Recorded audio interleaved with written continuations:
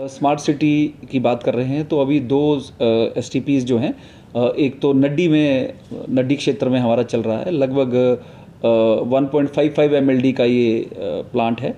और इससे जो नड्डी हमारा तलनू क्षेत्र है, लगभग 2,500 की आबादी बेनिफिट होगी। तो ये अंतिम चरण में है। इसमें लगभग हमारा 5 करोड़ के आसपास हमारा खर्चा हो रहा है, जो हमें स्मार्ट सिटी द्वारा फंड किया गया है। हमारी कोशिश रहेगी कि 95% के करीब हम इस प्लांट को पूरा कर लिए। सिर्फ बाउंड्री वाल और बाकी छोटे मोटे काम बचे हैं।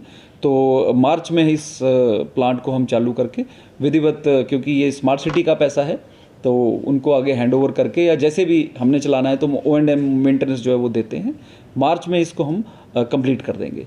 सिमिलरली एक जो दूसरा स्मार्ट सिटी से लगभग 10-10.5 करोड़ रुपए हमें मिला हुआ है, एक FSTP हम जो अपनी तरह का, मैं बोलूँ हिमाचल का एक पहला ऐसा है कि वो डिसेंट्रलाइज जो है सीवरेज ट्रीटमेंट प्लांट है। उसमें हम लोगों के घरों से जो है ट्रैक्टर के थ्रू जो सीवेज को इकट्ठा करेंगे, लेके आएंगे और स्को में एक हमने प्लांट बनाया हुआ है, उसको ट्रीट करेंगे वहाँ।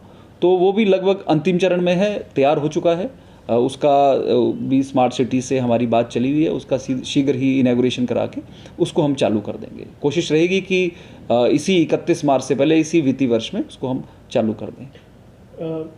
सर, मर्ज एरिया खास करके क्योंकि वहाँ पर आपकी सीवरेज की कोई भी सुविधा भी लोगों को नहीं मिल पा रही है, तो इस जो एसटीपी के शुरू होने के बाद कितना लाभ मिलेगा, और अगर इसकी हम दरों की बात करें तो लोगों को किन दरों पर ये सुविधा उपलब्ध हो पाएगी? इसमें आपने बिल्कुल ठीक बोला कि जो हमारी पुराना शहर था, कमेटी थी, उसमें तो हमारी सीवरेज है अभी।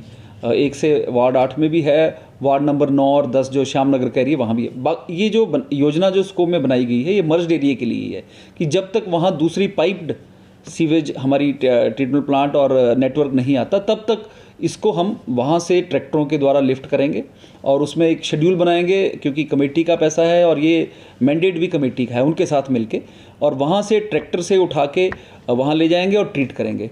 इसमें थोड़ा सा आपने दरों की बात करी है, तो इसमें दरें जो है वो म्यूनिसिपल कॉरपोरेशन ने तय करी हैं। जो इसमें क्योंकि 4 ट्रैक्टर्स भी विभाग ने लिए हैं, तो पर जैसे अगर 5 किलोमीटर तक उस प्लांट से का क्षेत्र है तो 3500 रुपया एक ट्रिप का लगेगा, और 5 किलोमीटर से ऊपर है तो 500 रुपया उसका एडिशनल होगा जो हमारे ट्रैक्टर है।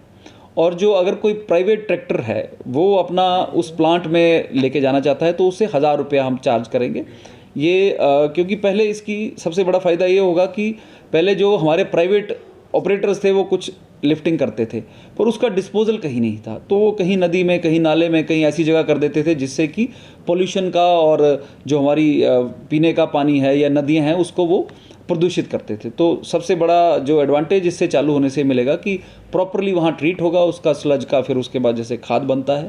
तो इन दरों के हिसाब से हम जो दरें हैं वो कमेटी ने तय करी हैं। इसमें थोड़ा रिव्यू की बात भी मेरी अभी कमिश्नर साहब से बात भी मैं करूँगा, थोड़ा सा ये ज़्यादा लग रही हैं लोगों को, तो कोशिश करते हैं कि उनके साथ बात करके, क्योंकि ये नो प्रॉफिट नो लॉस पे चलाने वाला काम है, तो कितना हम इसको और रिड्यूस कर सकते हैं।